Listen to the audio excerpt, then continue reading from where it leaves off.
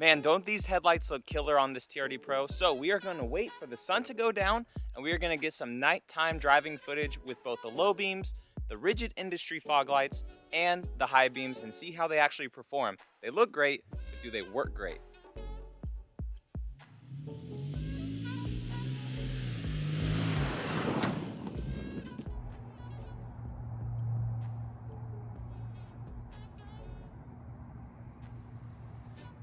So here's the view inside the Tacoma, guys, with the low beams on. I'm gonna go ahead and turn the fogs on.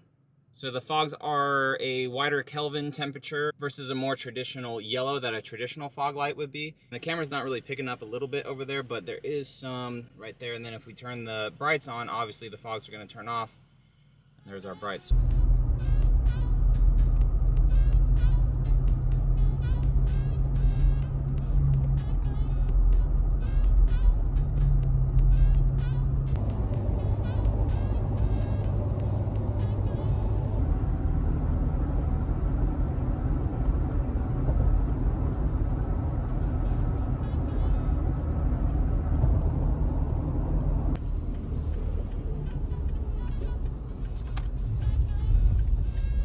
See, I don't like that you can't have the brights on. Oh, you can't. Yeah, they're always on auto.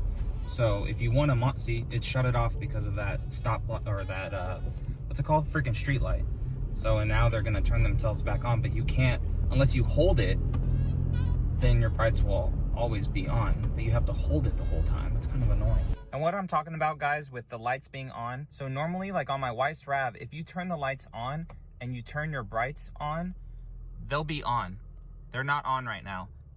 It's in auto right here, which is very strange because then when you turn it to auto, which is how this function is supposed to work, if you have the brights on, all your lights are in auto. So I would still have to pull the brights on. So right now, the camera, since it's in locked in auto for some reason, since the camera up here is sensing a light that coming this way towards the Tacoma, very strange. So I'm not sure if this is just a bug or if all Tacomas are like this, but that's something that's kind of annoying because if you want your brights always on, you know, you would have to hold a lever.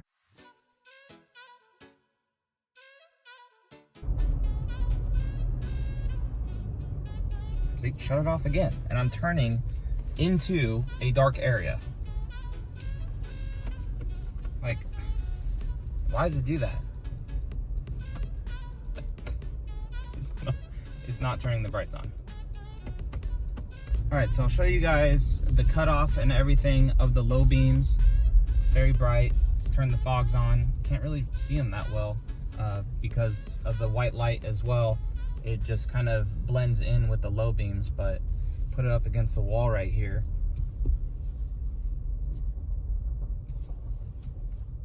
And it has a pretty solid cutoff for honestly not being like projector housings. And as you guys can see right here, it shines very, very far. So the whole drive that we took back, we drove from Panama City Beach all the way back to Destin, and that's about 40-ish miles.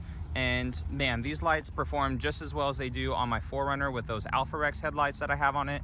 And then also on my wife's RAV4, it has built-in LEDs as well.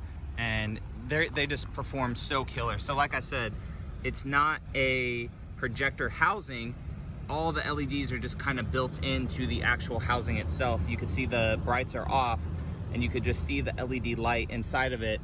And it's not a circular projector housing, and it still did a very, very good beam out here. A nice cutoff line and everything. So Toyota definitely nailed it with these lights. So I'm not sure like with their other models on the Tacoma, if they have all built-in headlights or if they're a version of this just without the TRD and Pro on the side. I'm not really sure.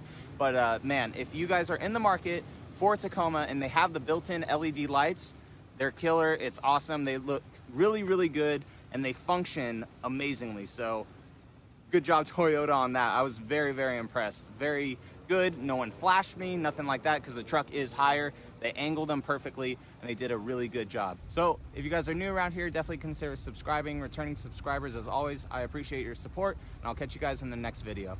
All right, see you later.